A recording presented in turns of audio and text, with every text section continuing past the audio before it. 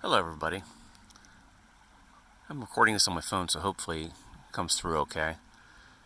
The reason I did this at this time was because of three situations that have come about this week and how they can give you good examples of what you're up against in today's society. The first one would be the former NFL football player who physically abused the mother of his baby in front of the baby. And as you watch that, you'll see this stereotypical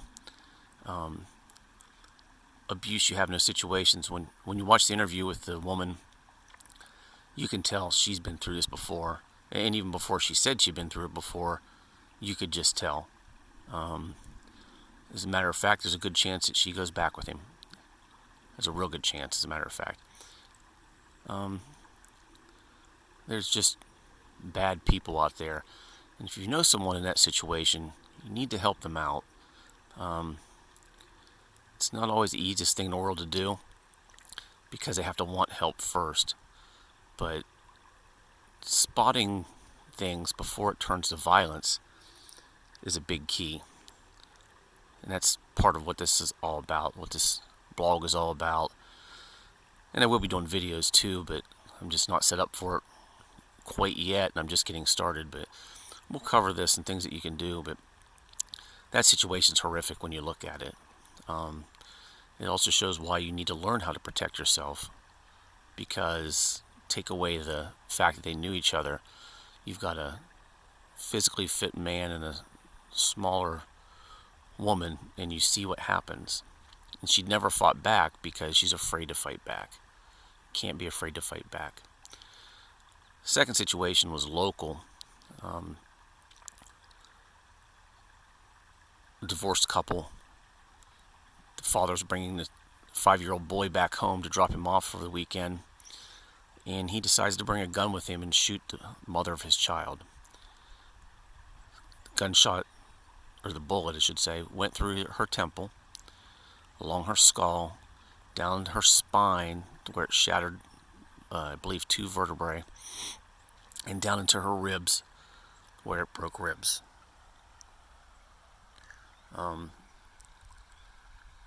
There is a GoFundMe page for her. This is locally here. I'm in Ohio. And it's horrific. And again, it happens all the time. And the reason I bring it up in both of these things, the judge in the first story I mentioned decided that a restraining order and an order not to have a gun and not to go, not to be around the victim, that was enough. And it's not enough. It's not even close to being enough. That paper will not protect you from bullets or fists or baseball bats or anything else they choose to come after you with. And that list of things that have been used is long, and we've all heard the horror stories. And unfortunately, the case I just mentioned, the 5-year-old boy got to watch his mom be shot by his dad. The dad, hopefully, will be in prison for the rest of his life, or even better, just put down like an animal, because that's what he is. The third case is what happened in Wisconsin yesterday. This person who did this, we're not going to mention his name. If reports are true, and it's him, he has a rap sheet as long as my leg, including domestic violence, sex offender, on and on and on. Was out on $1,000 bail for, I believe, 3 misdemeanors and 2 felonies. This is preceded by multiple misdemeanors and felonies.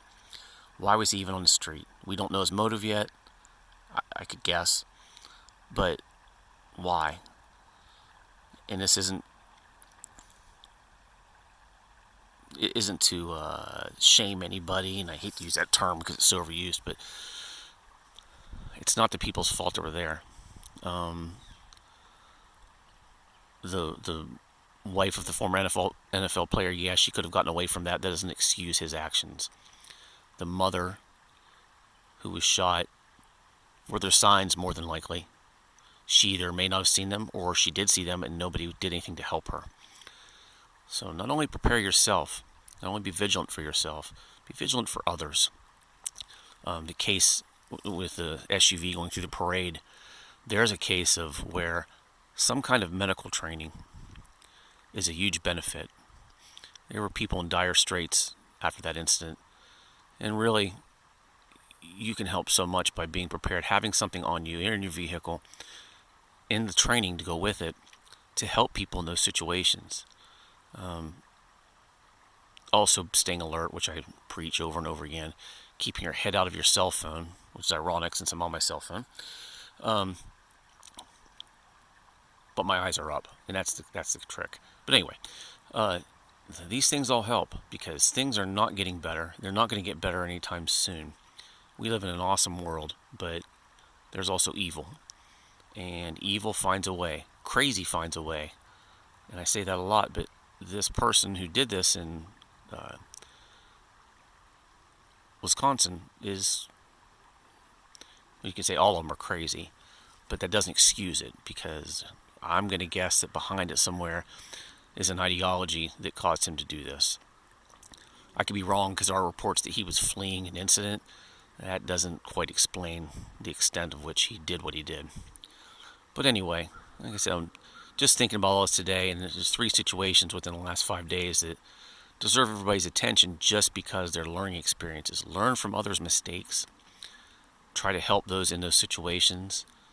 And always, always remain vigilant. Thanks, guys.